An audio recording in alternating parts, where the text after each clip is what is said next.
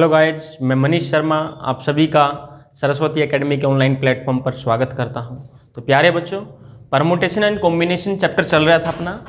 Permutation and combination अपने 4 lecture हो चुके हैं। 3 लेक्चर में हमने कॉम्बिनेशन कंप्लीट किया था और जो लास्ट लेक्चर था उसमें हमने परमुटेशन शुरू किया था। परमुटेशन के बारे में मैंने बताया था आपको परमुटेशन क्या होता है कि दी गई n विभिन्न वस्तुओं में से कुछ या सभी वस्तुओं का सिलेक्शन और सिलेक्शन के बाद अरेंजमेंट। ठीक है, इसमें 2 केस बने थे। 2 केस क्या बने थे? अपने पास टोटल n वस्तुएं थी। कितनी वस्तुएं थी? n वस्तुएं। अब क्या कर सकते हैं? केस नंबर 1 में हमने पढ़ा, केस नंबर 1 में हमने क्या पढ़ा था? दी गई n डिफरेंट वस्तुओं में से हमने कुछ वस्तुएं सिलेक्ट की थी। क्या की थी? कुछ वस्तुएं हमने सिलेक्ट की थी। ये केस हम कर चुके हैं पिछली क्लास में। जिसने पिछली क्लास कवर नहीं किए, नहीं देखा है लेक्चर, पहले वो लेक्चर देखे, उसके बाद ही लेक्चर पे आए। तो सेकंड जो है केस नंबर 2 जिसकी बात हम आज करने वाले हैं वो क्या है? n वस्तुओं में से हमें n की n सभी वस्तुएं सेलेक्ट करनी है और उनका फिर क्या करना है? अरेंजमेंट करना है। केस नंबर 1 की बात कर चुके हैं तो केस नंबर 2 की बात कर ली जाती है आज। तो लिखेंगे सभी, लिखना शुरू कर दीजिए। केस नंबर 2, n वस्तुओं में से, n विभिन्न वस्तुओं में से सभी वस्तुओं का क्रमचय, सभी वस्तुओं का क्रमचय या फिर परमुटेशन। क्या बोलते हैं? परमुटेशन। दी गई n वस्तुओं में से हमें क्या करना है? सारी की सारी वस्तुएं सिलेक्ट करनी है और फिर उनकी अरेंजमेंट करनी है। तो आपको पता है अगर n वस्तुओं में से n वस्तुओं का सिलेक्शन और उनका अरेंजमेंट अगर आपको करना है तो उस चीज को हम npn से रिप्रेजेंट करते हैं। किसी से रिप्रेजेंट करते हैं? npn से। क्लियर है? मतलब n में से n वस्तुओं का परमुटेशन। क्लियर है बात? तो परमुटेशन का मतलब ही क्या होता है कि कॉम्बिनेशन करने के बाद, मतलब कॉम्बिनेशन मतलब सिलेक्शन करने के बाद उनकी अरेंजमेंट करनी होती है। तो n वस्तुओं में से सबसे पहले हमने n वस्तुएं सेलेक्ट की, उसके बाद अरेंजमेंट, और n वस्तुएं जो सिलेक्ट की हैं उनकी अरेंजमेंट को हम लिखते हैं n फैक्टोरियल से। बोलो बात समझ में आई सबको? क्लियर है? npn हो गया ncn इंटू n फैक्टोरियल। तो ncn ये बात कर चुके हम। कॉम्बिनेशन की प्रॉपर्टीज में हमने पढ़ा था कि n वस्तुओं में से n वस्तुएं सिलेक्ट करने का केवल एक ही तरीका है कि सारी की सारी वस्तुएं सिलेक्ट कर लो। तो ncn की वैल्यू 1 होती है इंटू n फैक्टोरियल। कितना आया? n फैक्टोरियल आ गया। तो npn को हम क्या लिख सकते हैं? n फैक्टोरियल लिख सकते हैं। बोलो बात आ रही है समझ में सबको? npn को हम कितना लिख सकते हैं? n factorial. तो नोट पॉइंट डाल के लिखेंगे आप लोग, नोट पॉइंट डाल के लिखेंगे। दी गई n वस्तुओं में से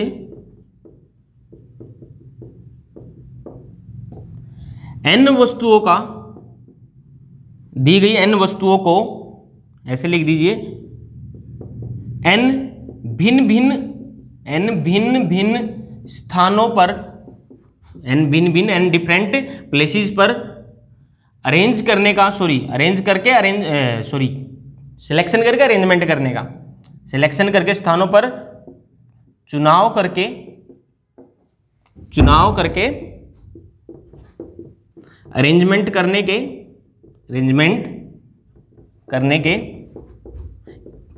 कितने तरीके होंगे भाई? कितना है अपना रिजल्ट? n फैक्टोरियल तरीके होंगे।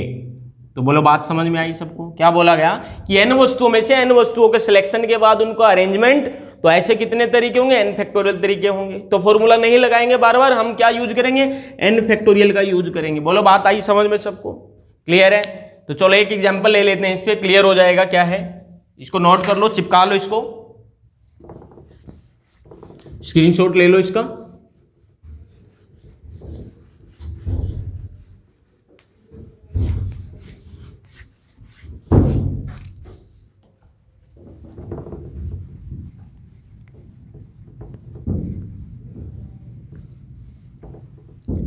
एग्जाम्पल की बात कर लेते हैं। एग्जाम्पल क्या है?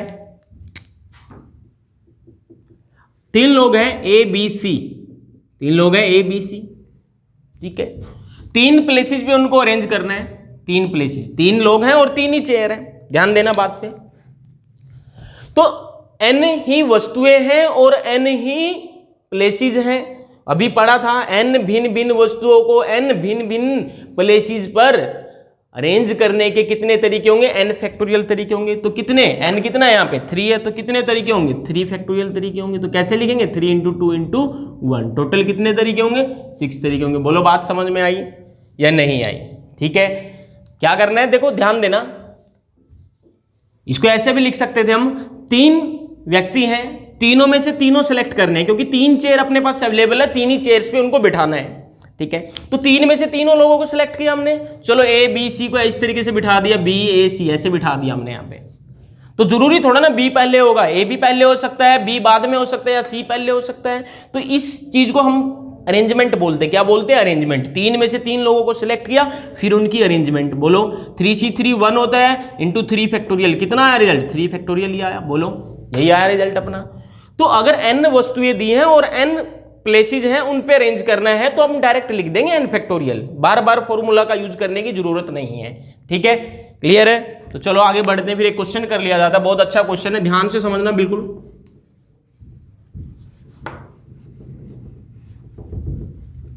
क्वेश्चन क्या है, क्वेश्चन लिखेंगे आप लोग, 5 मैन हैं एंड 5 वुमेन हैं। 5 पुरुष और 5 महिलाएं हैं। मेन को 10 चेयर्स पर, 10 कुर्सियों पर बैठाने के कितने तरीके होंगे, बैठाने के कितने तरीके होंगे। बोलो बात समझ में आई, कितने तरीके होंगे। कितने लोग हैं टोटल, 10 लोग हैं।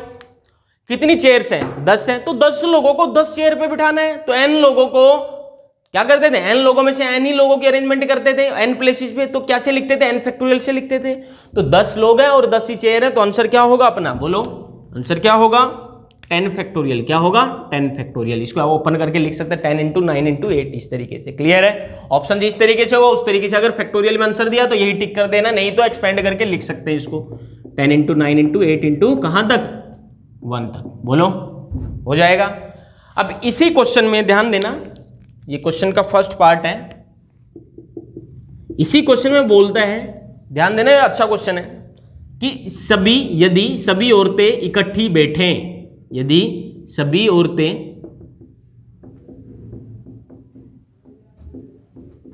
इकट्ठी बैठें तो ऐसे कितने तरीके होंगे। चलो भाई बात कर लेते हैं, कितनी औरतें हैं, 5 औरतें हैं। तो W1 W2 W3 W4 W5, ये 5 औरतें हैं। ठीक है, उसने बोला कि 5 औरतें इकट्ठी बैठनी चाहिए, तो इसको एक यूनिट मान लो पूरी को, इसको एक बॉक्स में बंद कर दो कि भाई ये इधर उधर नहीं करनी है, इकट्ठा रहेगा। ये बॉक्स क्या रहेगा, इकट्ठा रहेगा, एक जगह रहेगा। इसका मतलब सारी वुमेन एक ही जगह पे रहेंगी, एक साथ रहेंगी। ठीक है, उसके बाद M1 कितने आदमी हैं, 5 आदमी हैं, 5 पुरुष हैं। M1 M2 M3 M4 M5। ठीक है, तो इस बॉक्स को हम एक यूनिट मानेंगे, क्योंकि बोला है सारी औरतें इकट्ठी बैठनी है। इनको ये नहीं कि यहां से एक औरत उठा के यहां इनके बीच में डाल दी, ऐसा नहीं करना, इनको इकट्ठा रखना है। इसको हमने एक यूनिट मान लिया। कितना यूनिट मान लिया, एक यूनिट। दूसरा यूनिट, ये तीसरा, ये चौथा, ये 5वां और ये छठा है। ठीक है, तो इनके अरेंजमेंट कितने हो गए, 1 2 3 4 5 6।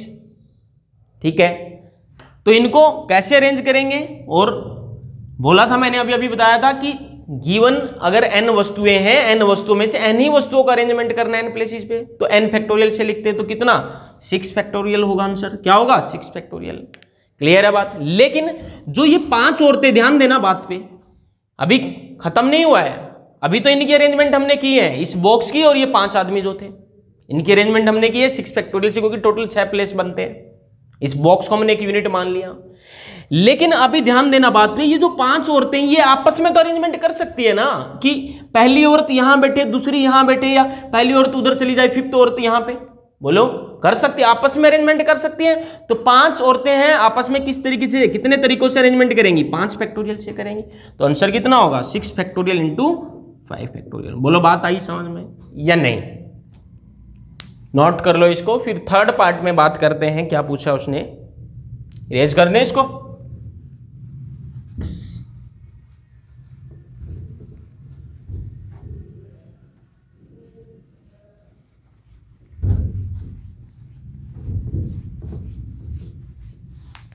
अब उसने बोला है थर्ड पार्ट में, क्या बोला उसने,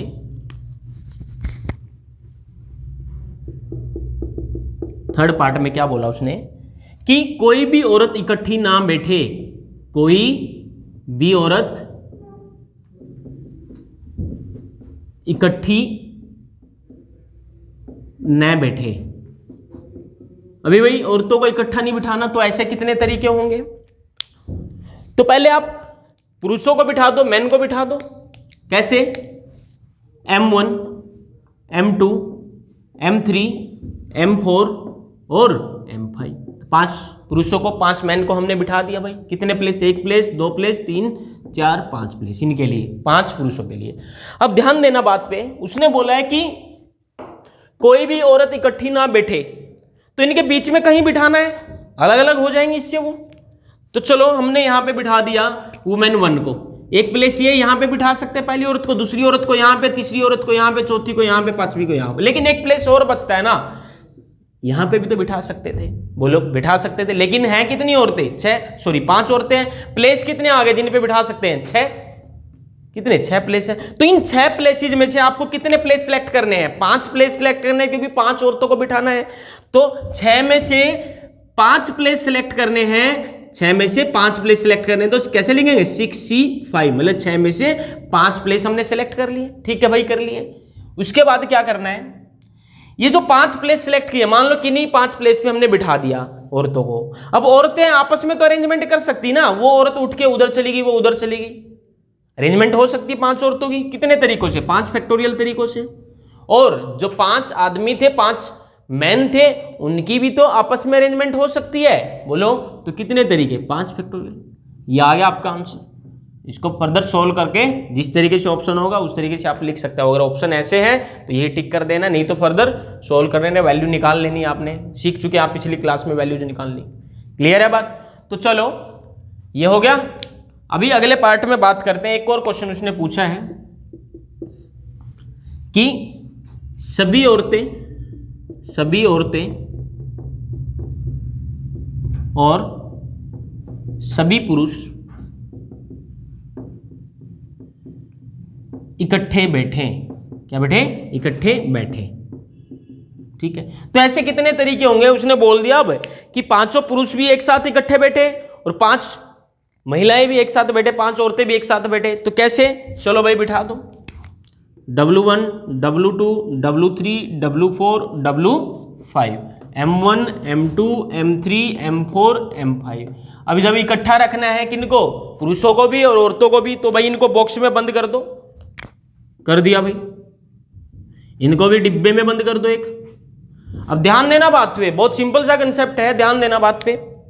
ये 2 डिब्बे हैं, मतलब मैंने क्या किया, पहले 5 औरतों को बिठा दिया, फिर 5 आदमियों को बिठाया, इकट्ठे रखे मैंने, क्योंकि बोला गया ऐसा। अब ऐसा भी तो हो सकता था कि ये 5 आदमी पहले बैठ जाते और 5 औरतें पीछे बैठ जाती, हो सकता था। तो कितने प्लेस है, एक बॉक्स को एक प्लेस मान लिया, ये दूसरा प्लेस है। तो 2 प्लेस पे 2 डिब्बों की अरेंजमेंट करनी है, तो कितने तरीके होंगे, 2 फैक्टोरियल तरीके होंगे। एक तरीका तो ये होगा, 5 औरतें आगे हैं, 5 मैन पीछे, एक तरीका ये होगा। या फिर दूसरा तरीका क्या होगा, 5 आदमी, 5 पुरुष आगे हैं, 5 औरतें पीछे। तो 2 तरीके होंगे। 2 डिब्बों को 2 प्लेस पे अरेंज करने के कितने तरीके, 2 फैक्टोरियल तरीके। क्लियर है? अब दूसरी चीज, ये 5 औरतें जो हैं ये आपस में अरेंजमेंट कर सकती हैं। तो 5 औरतों की आपस में अरेंजमेंट 5 फैक्टोरियल, क्योंकि 5 प्लेस, 1 2 3 4 5, 5 औरतें 5 प्लेस, तो 5 औरतों के 5 प्लेस पे अरेंजमेंट को कैसे लिखेंगे, 5 फैक्टोरियल से लिखेंगे। ये भी तो 5 क्या कर सकते हैं, अरेंजमेंट कर सकते हैं। तो आंसर क्या होगा, 2 factorial into 5 factorial into 5 factorial. बोलो बात आई समझ में या नहीं आई? चलें आगे। क्लियर है? नोट कर लो, इसको चिपका लो जल्दी से, आगे बढ़ते हैं फिर।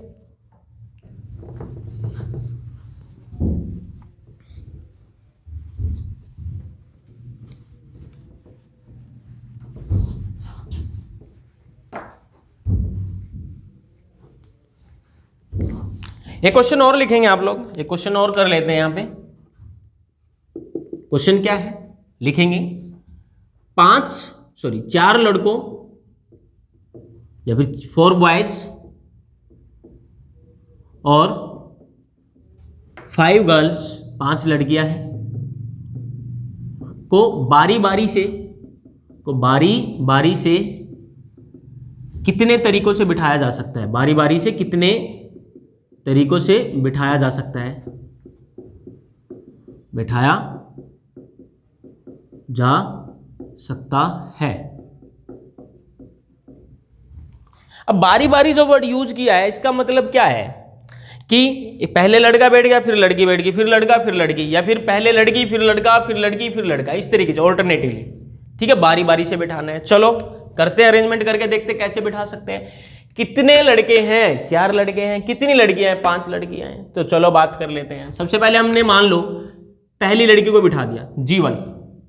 ठीक है, पहले प्लेसेस अरेंज कर लो, कितने हैं, 9 है, 1 2 3 4 5 6 7 8 9। ठीक है, पहले हमने लड़की को बिठा दिया G1, फिर हमने बिठाया लड़के को, पहले लड़के को बिठा दिया B1, फिर हमने दूसरी लड़की को बिठाया G2 को, फिर लड़के को बिठाया, फिर यहाँ पे G3 को, यहाँ पे G5 को, यहाँ पे, क्योंकि 5 ही लड़कियां थी। बोलो, ठीक है, पहला लड़का यहाँ पे, दूसरा लड़का यहाँ पे, तीसरा लड़का यहाँ पे, चौथा लड़का यहाँ, 5वां लड़का यहाँ। तो क्या ये अरेंजमेंट गलत हो गई?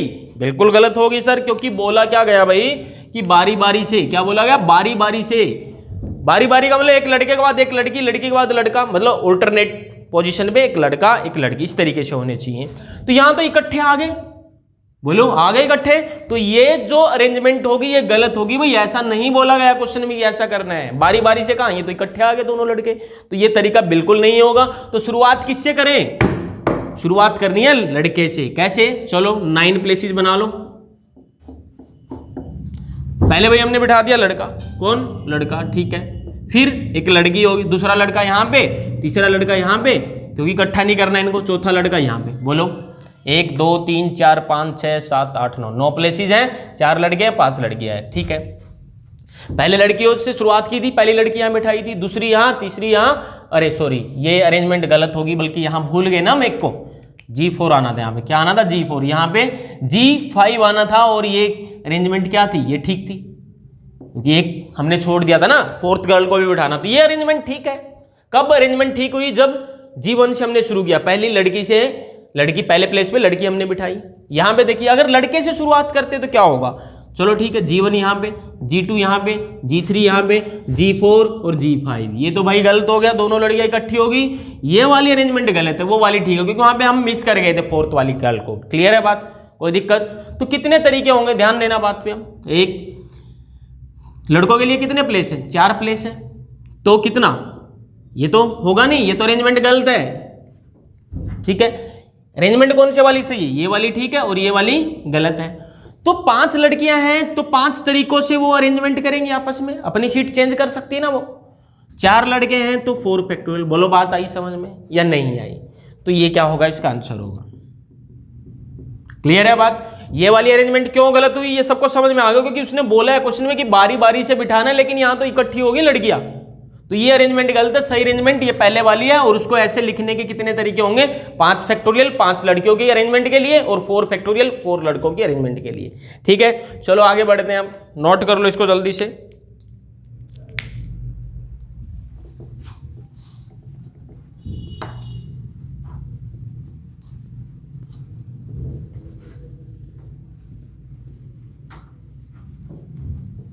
एक लास्ट क्वेश्चन और कर लो इस टाइप में, एक क्वेश्चन और कर लो इस टाइप में। इक्वेशन, एक वर्ड है इक्वेशन, वर्ड से, वर्ड के लेटर्स से कितने वर्ड्स बनाए जा सकते हैं, उनका मतलब है नहीं है, हमें उससे कोई लेना देना नहीं है। वर्ड्स बनाए जा सकते हैं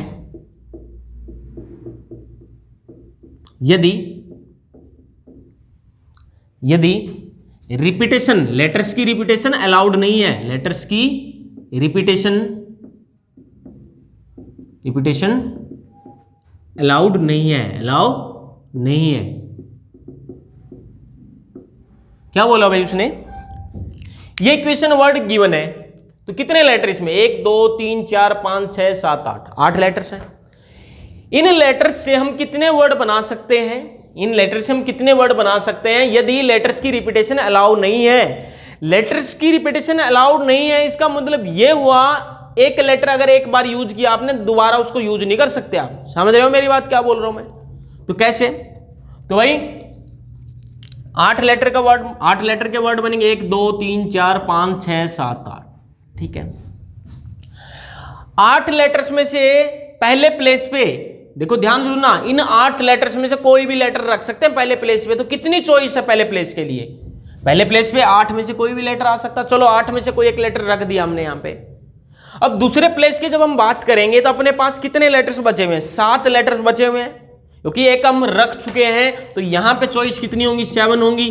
फिर यहां पे 6, यहां पे 5 4 3 2 1। बोलो बात आई समझ में? इनको मल्टीप्लाई करेंगे या फिर इनको डायरेक्ट क्या लिख सकते हैं? ये कितना है? 8 फैक्टोरियल के इक्वल तो है। यही तो बोला गया था, n वस्तुओं को n भिन्न भिन्न प्लेसेस पे अरेंज करने के n फैक्टोरियल तरीके होंगे। तो 8 लेटर को 8 ही प्लेसेस पे अरेंज करने के कितने तरीके होंगे? 8 फैक्टोरियल तरीके होंगे। बोलो बात आ रही है समझ में? चले आगे, नोट कर लो इसको, आगे बढ़ते हैं फिर।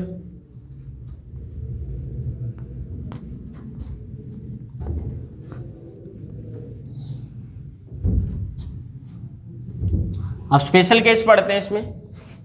स्पेशल केस इसमें पढ़ लेते हैं। स्पेशल केस क्या है? लिखेंगे, यदि दी गई n वस्तुओं में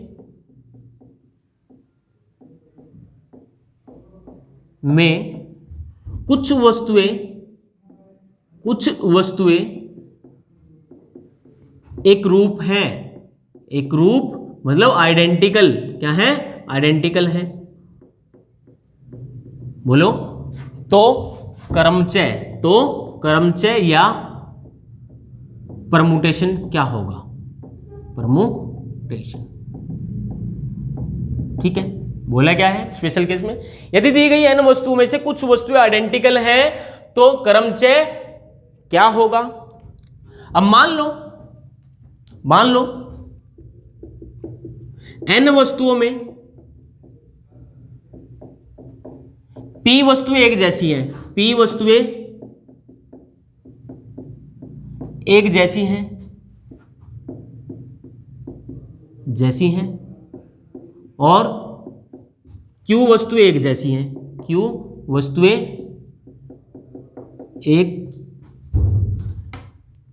एक जैसी हैं।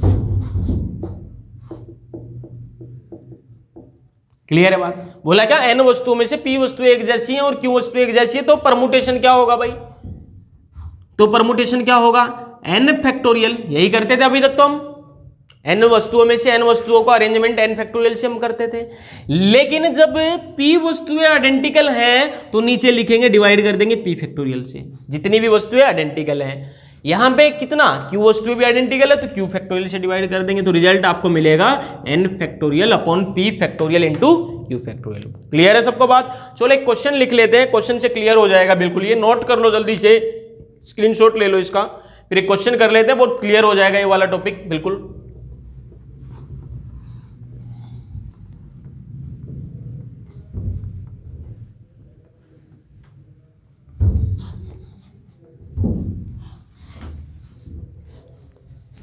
क्वेश्चन क्या है?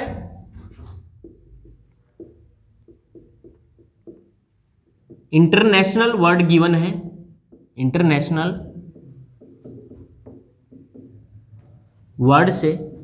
वर्ड के लेटर से कितने वर्ड्स बनाए जा सकते हैं? वर्ड्स बनाए जा सकते हैं। क्या बोला, इंटरनेशनल जो वर्ड है उसके लेटर से कितने वर्ड बनाए जा सकते हैं। अभी देखो क्वेश्चन में उसने ये नहीं बोला कि रिपीटेशन अलाउड है या नहीं है लेटर्स की, अभी कुछ नहीं बोलता, तो आपको ये समझना है कि लेटर्स की रिपीटेशन अलाउड नहीं है। अगर अलाउ होगी तो वो मेंशन करेगा क्वेश्चन में, अगर अलाउ होगी रिपीटेशन लेटर की तो वो अलाउ करेगा, वो क्वेश्चन में मेंशन करेगा सब कुछ। अगर कुछ भी मेंशन नहीं तो आपको क्या समझना है कि लेटर्स की रिपीटेशन अलाउ नहीं है। चलो अब काउंट करो कितने लेटर्स हैं, 1 2 3 4 5 6 7 8 9 10 11 12 13, टोटल कितने हैं 13। तो लिख दो भाई 13 फैक्टोरियल। क्या ये आंसर आ गया? नहीं भाई ये आंसर नहीं है। क्यों आंसर नहीं है? क्योंकि सर अभी अभी आपने बताया था अगर दी गई n वस्तुओं में से कुछ वस्तुएं अगर एक जैसी हैं तो उनका क्रमचय क्या हो जाएगा, अभी लिखा था n फैक्टोरियल अपॉन में उसका फैक्टोरियल जितनी वस्तुएं एक जैसी हैं। क्लियर है? तो चलो बात कर लेते हैं। अब आई, सबसे पहले आई कितनी बार है यहां पे 1 2, आई कितनी बार है 2 बार है, यहां लिख देते हैं आई कितनी बार है 2 बार है। और n कितनी बार है 1 2 3, n कितनी बार है भाई 3 बार है। ठीक है, t देख लो कितनी बार है 1 2, t कितनी बार है t भी 2 बार है, यहीं लिख दो t भी 2 बार है। और कौन सा चेक करो लेटर, और a कितनी बार है, a भी 2 बार है, यहां पे a कितनी बार है 2 बार है। तो हमने देख लिया कि a t और i यहां पे 2 बार रिपीट हो रहे, तो इन 13 वस्तुओं में से ये 2 वस्तुएं आइडेंटिकल हैं, i 2 बार है, t 2 बार है, a 2 बार है, और n कितनी बार है 3 बार है। तो आंसर क्या होगा अपना 13 फैक्टोरियल, टोटल 13 लेटर्स हैं, अपॉन में n 3 बार है तो 3 फैक्टोरियल, a 2 बार है तो 2 फैक्टोरियल, t भी 2 बार है 2 फैक्टोरियल, और i भी कितनी बार है 2 फैक्टोरियल। ये आपका आंसर होगा। बोलो बात आई समझ में? इसको सोल्व कर सकते हैं, ऑप्शन आपको चेक करने हैं, अगर ऑप्शन में पूरा वैल्यू दिया है तो आप इसको सोल्व करेंगे। सोल्व करना आप सीख चुके हैं, अगर ऑप्शन इस फॉर्म में होगा तो आपको टिक कर देना है। क्लियर है बात? कोई दिक्कत यहां तक? चले आगे।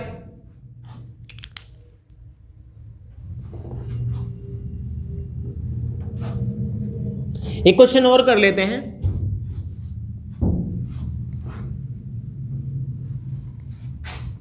मैं लिखता हूं यहां पे भरतपुर,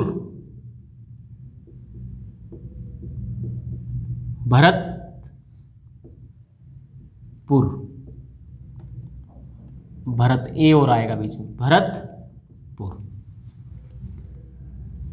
भरतपुर वर्ड के लेटर से कितने वर्ड बनाए जा सकते हैं? आगे भी है क्वेश्चन, अभी कितने वर्ड्स बनाए जा सकते हैं यदि letters P U and R हमेशा एक साथ रहे।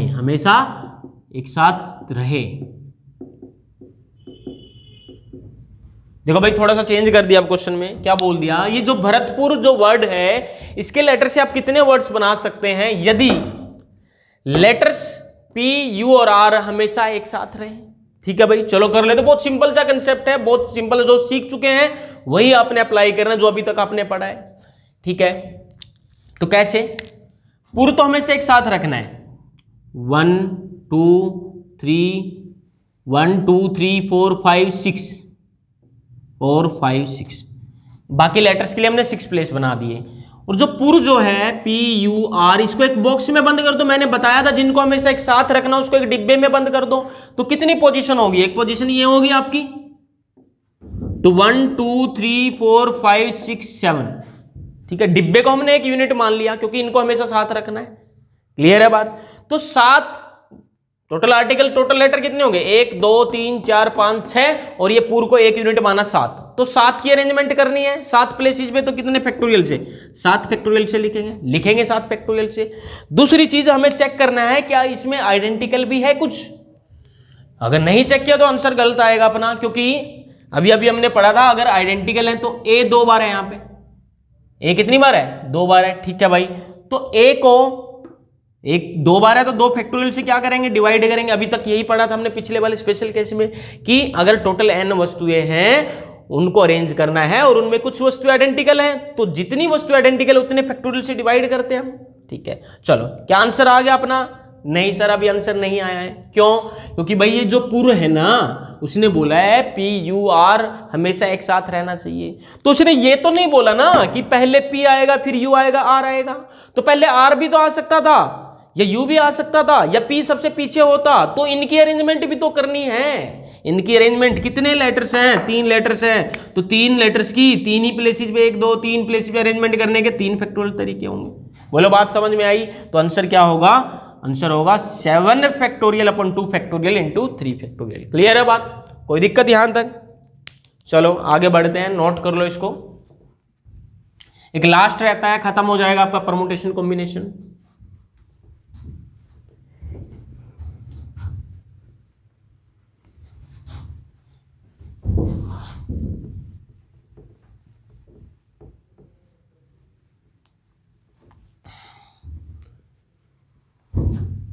स्पेशल केस में अब दूसरा पॉइंट क्या है? स्पेशल केस में दूसरा पॉइंट क्या है? ठीक है, when repetition is allowed, when repetition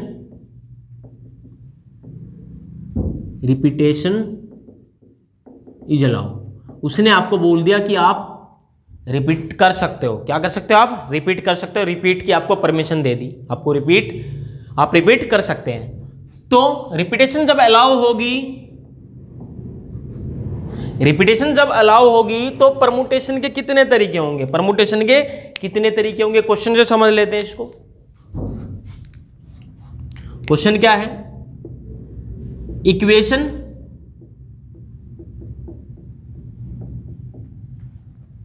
word के लेटर से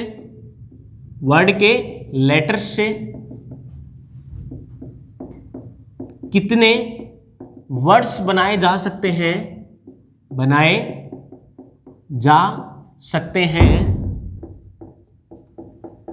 यदि, अब उसने कंडीशन लगा दी भाई, यदि लेटर्स की रिपीटेशन अलाउड है, लेटर्स की रिपीटेशन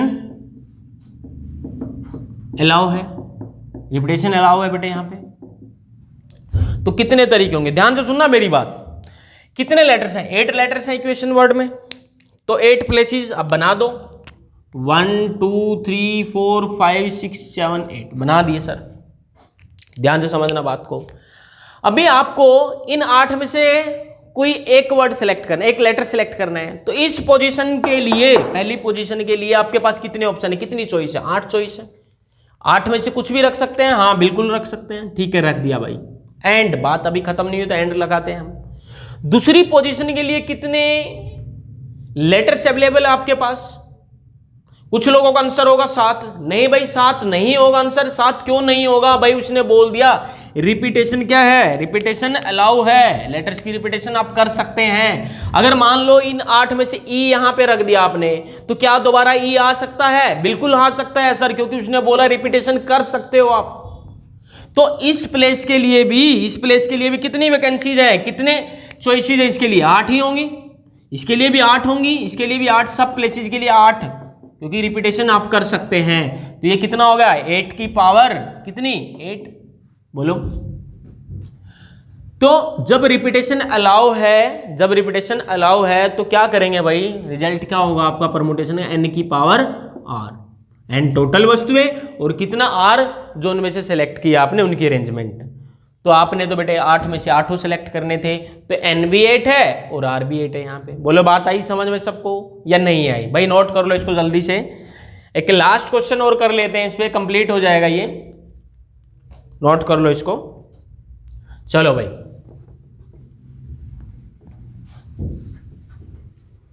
लास्ट क्वेश्चन है इस पे। रिपीटेशन अलाउड है तो एक क्वेश्चन और है, तो लिखेंगे क्वेश्चन सभी।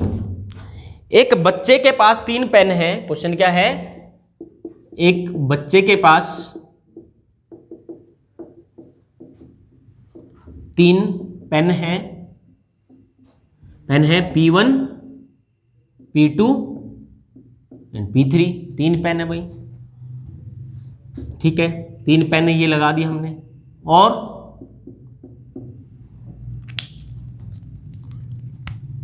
4 डिफरेंट 4 अलग अलग या डिफरेंट पॉकेट्स हैं।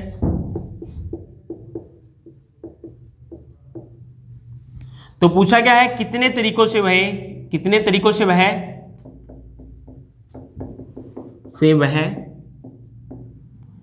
इन पेन्स को पॉकेट्स में डाल सकता है।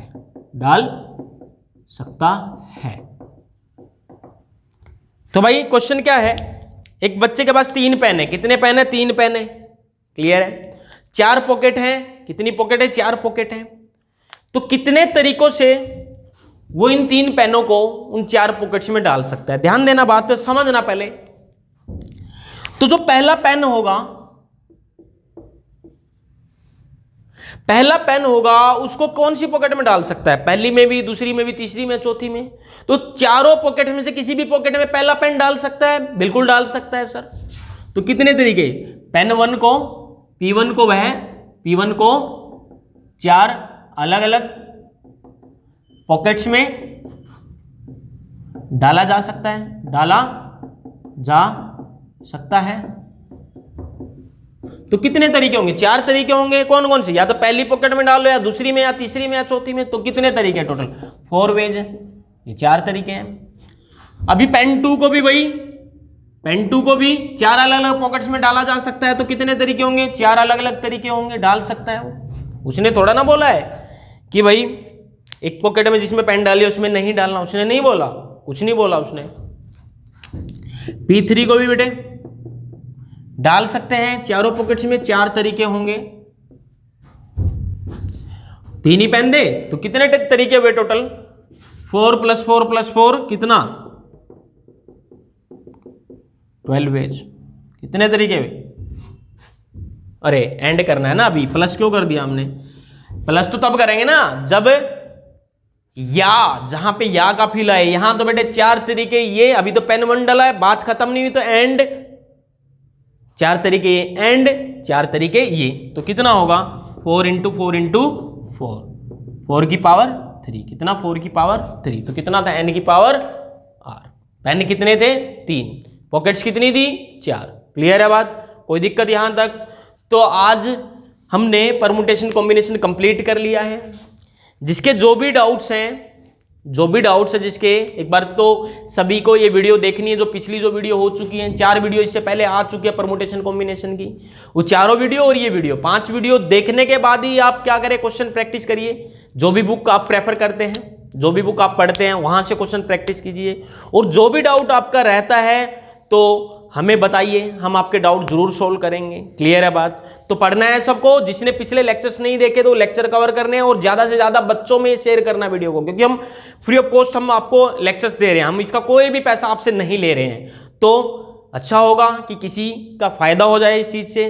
तो आशा करता हूँ सभी इस वीडियो को, या फिर जो पिछली वीडियो है, सभी बच्चों को शेयर करेंगे, जो पढ़ने वाले बच्चे, सिर्फ उन्हीं को। क्लियर है, तो कंप्लीट हो जाता है। अगली क्लास में हम नए चैप्टर के साथ आएंगे। नया चैप्टर होगा प्रोबेबिलिटी। क्या होगा, प्रोबेबिलिटी। क्योंकि ये जो चैप्टर्स हैं पिछले 2-3 साल से एसएससी या फिर हरियाणा एसएससी में क्वेश्चन आ रहे हैं यहाँ से। क्लियर है, तो ये चैप्टर करने बहुत जरूरी हो गए हैं। परमुटेशन कॉम्बिनेशन कंप्लीट हो चुका है, तो अगली क्लास में हम प्रोबेबिलिटी से शुरुआत करेंगे। और प्रोबेबिलिटी पढ़ने से पहले एक चीज मैं आपको बता दूं, ये चैप्टर परमुटेशन कॉम्बिनेशन पढ़ा हुआ होना बहुत जरूरी है, क्योंकि इसका हम यूज करेंगे, वहां अप्लाई करेंगे परमुटेशन कॉम्बिनेशन को। ठीक है, आज के लिए इतना बहुत है। Thank you so much.